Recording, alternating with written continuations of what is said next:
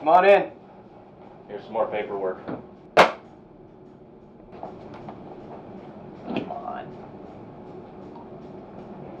99 Haas. Does anybody have a way I can get my hands dirty? XO? Where is it? Fire it up.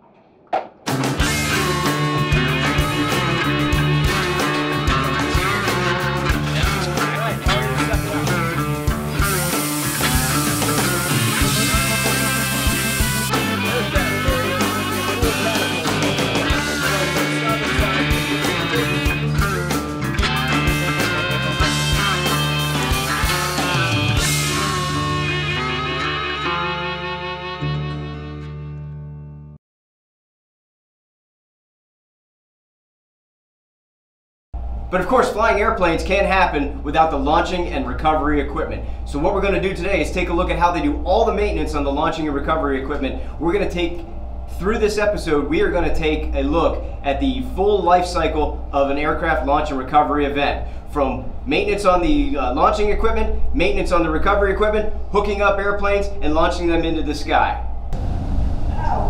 Port side number 6, 070.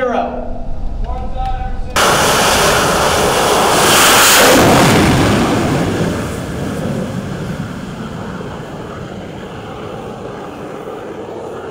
We're here now in arresting gear engine room number 3. Now it may seem counterintuitive to be doing arresting gear maintenance before we've even launched any airplanes, but of course you want to be able to catch an airplane as soon as it takes off if it has any sort of problems. That's why the maintenance that goes into the arresting gear engine has to be done before we start flight ops. So arresting gear engine number 3, it's got 2,200 feet of cable in total, two 1,100 foot spans that make up this wire. What's happening right now is that the wire has been pulled out, the extra cable up on the flight deck has been coiled up and placed off to the side, and what that's going to allow us, if you can pan down here, is a space to operate underneath, to degrease the area underneath the main gear engine here. So we're going to climb inside here, degrease this to make sure that arresting gear engine number 3 is in optimal working condition to catch airplanes. So we're going to go this way and enter from the starboard side of the engine coil area. Guys, go ahead and introduce yourselves. Tell me where you're from, say hi to somebody back home, and then tell me what we're going to do inside of this area. Go ahead. AB2 Daniel Riley. I hail from Hamilton, Montana. Shout out to my wife Rachel and my brother AD2 Riley, who is at FRC West Lemoore. Yeah, outstanding, good. I'm AB and Fitch. I'm from Cincinnati, Ohio, and I'd like to say hi to my mom. Right. Is mom still in Cincinnati? Yes. All right, great. I'm ABEAN Dayla Cape. I'm from Dawsonville, Georgia, and hi, Mom. Hi, Mom. All right, come on out. You're trying to hide over here. I'm AB3 Haley Seibert. I'm from Indiana. Shout out to my mom. Hey. Just general Indiana? Yeah, I'm from Fort Wayne. Fort Wayne? Okay, so there's a specific city in Indiana where she's from. You don't just nomad around there. Okay, great. So tell me what we're going to do here today. Today we're going to degrease the engine. Degrease the engine. What does the excess grease mean to us if it's left down there? So that's down there. We can't see if there's any cracks in the frame or anything or in our equipment. Okay, great. That's a great answer. So we need to degrease it to make sure that we can properly do a visual inspection for each one of these arresting gear motors, make sure that they're working in optimal condition. How often do you do this? We do this, we degrease and regrease after every flight ops. Okay. And then we go underneath the engine before you pull into a port. All right, so this is a kind of a periodic maintenance, but not too specific. But because we're pulling into port tomorrow, we're going to take care of this right now. But grease and re-grease every single flight ops schedule. Yes, sir. Great. So we've got our PPE on already. I've been maintaining the same PPE throughout all the pre-checks, which is helpful, except that I'm walking around the ship all greased up. That's okay, because I'm going to get in here and get greased up as well. I guess I need goggles for this, and we've got gloves on. So as I grab some goggles, then we're going to jump inside the engine and make sure that it's clean. Let's go.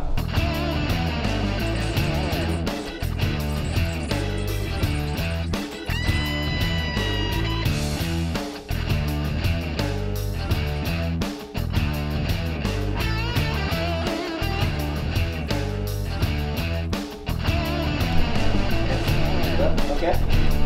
All right, so what are we going to use down here? Dustpans, sir. Dustpan. The old dustpan. Wow, it is slippery down here. Now, can I use my hands on this? It's all greased up, so get some left. And then we're going to put it on the dustpan.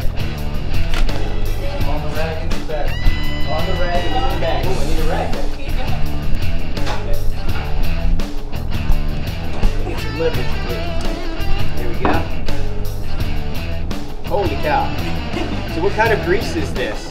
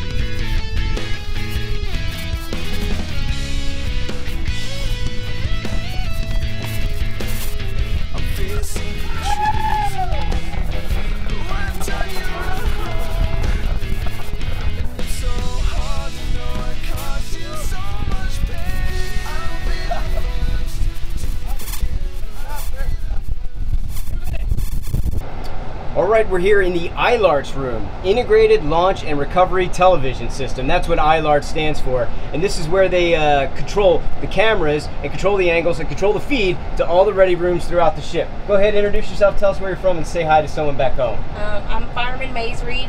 I'm from Cincinnati, Ohio, and hello, mother, and my grandmother. Oh, great. I'm S01E06 from Fresno, California. I just want to say hi to my wife. Miss you.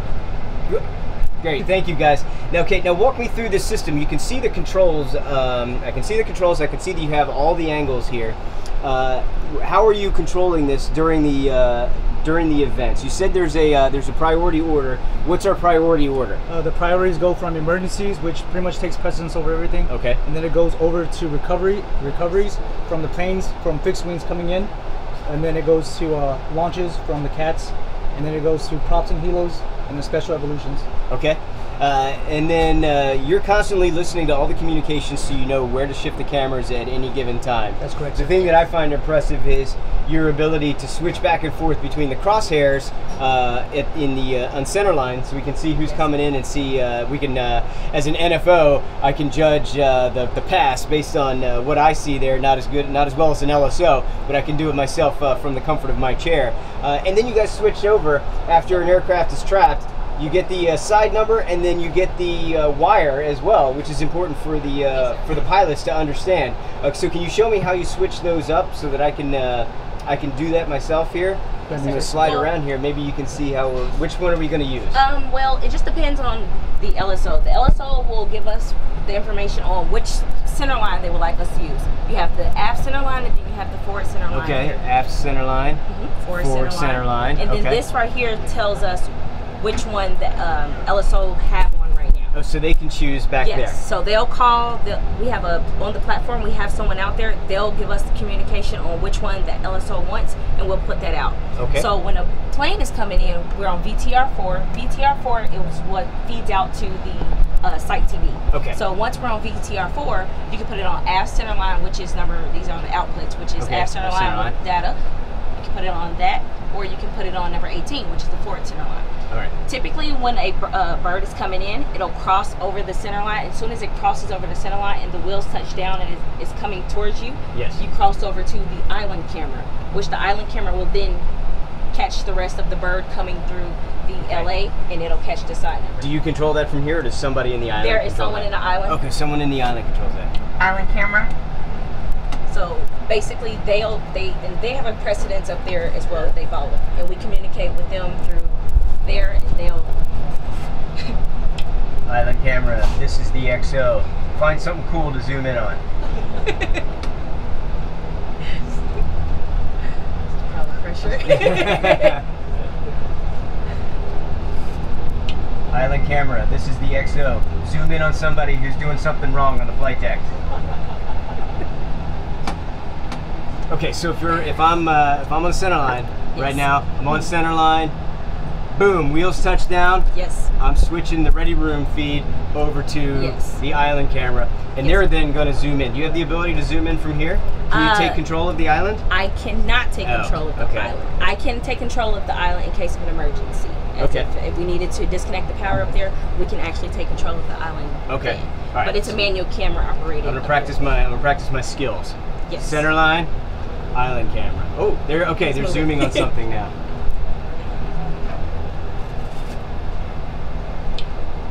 See if you can zoom in on the forward wire. So he's practicing his procedures now, where he zooms in and shows you what wire was caught, Yes. and then we can boom. Okay, there's the aircraft on final. We switched back up, and then he traps, and we can zoom in. Yes. All this is controlled from right here. Now, is Yes, it just sir. you that works this with a supervisor, maybe? Well, just I'm you? fully qualified now, so Oh, I can work all this right. without a supervisor. Okay. It's only 2 or 3 of us that are qualified. I'm the only fireman that is qualified. It's a Wow. third class, and then it's a second class that is qualified. Wow. Yes. Good for you. And you got qualified in record time, they say. Yes, that's what Yes, they say. that's what they say. Now, that's incredible responsibility. So you can see that we talked about how this is used primarily for investigation purposes. Yes. So you have a huge responsibility to make sure that we learn from any mishaps that happen out here at sea, so that we can hopefully avoid those mistakes again in the future. Yes, sir. All right, thanks very much. From beginning to end, from pre-launch maintenance all the way through launching airplanes, through checking the arresting gear, restringing the cross-deck pendant, and then recording everything here on board Nimitz. The process for conducting flight operations is pretty thorough, and it's pretty impressive, and I thank you all for doing a great job at it. This is the hard work that goes into keeping these airplanes flying and to allow USS Nimitz to execute its mission. Thanks very much. Thank you, sir. Fire it up, team.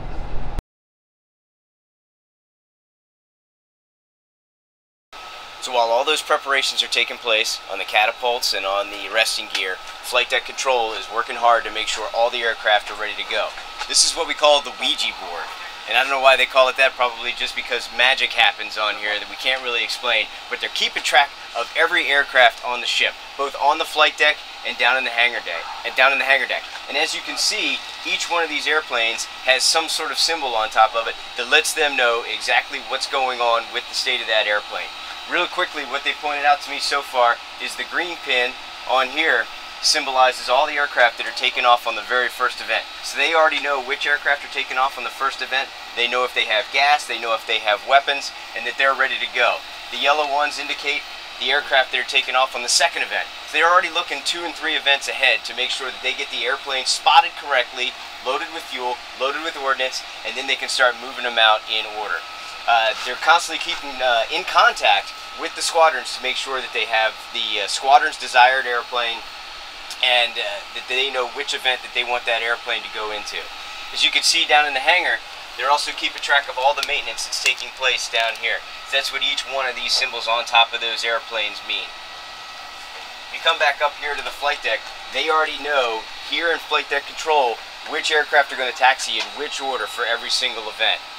which is a pretty amazing way to think about how it all happens. We talk about it being a ballet and a very highly choreographed ballet on the flight deck as we move the airplanes around, but it's because they're thinking 3 and 4 events ahead, and that's what makes it so smooth to the observer on the outside, whereas in here, it's a pretty tight event and very well thought out, and it happens 24 hours a day so that they can pre-stage everything for each and every event.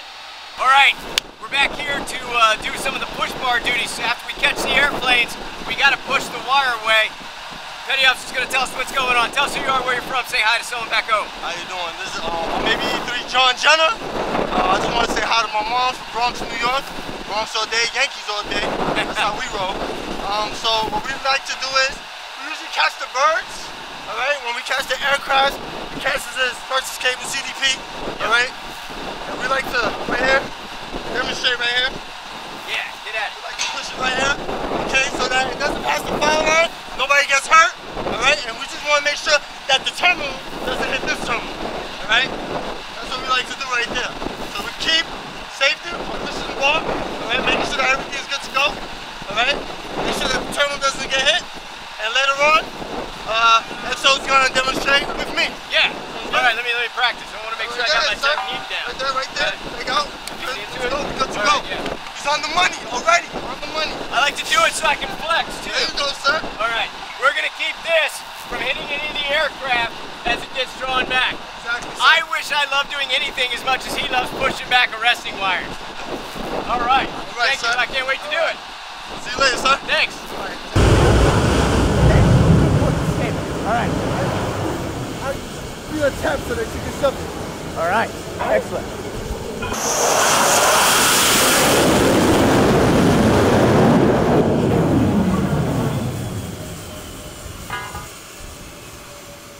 It's going to pull back.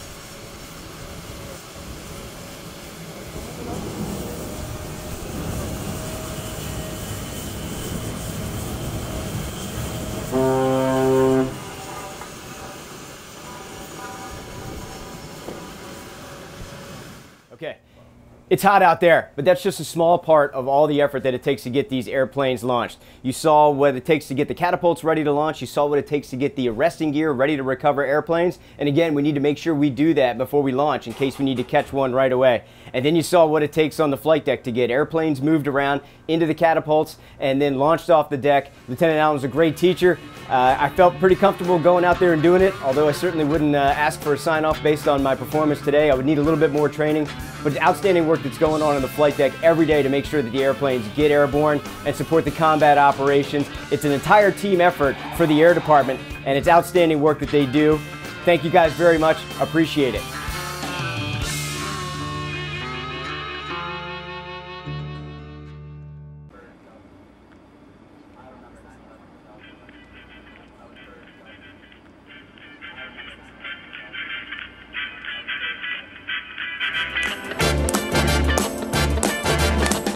It's not unusual to be loved by anyone.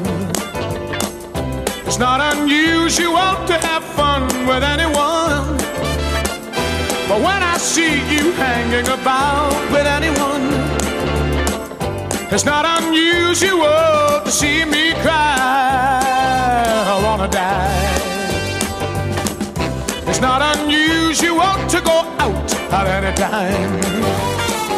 But when I see you out and about, it's such a crime.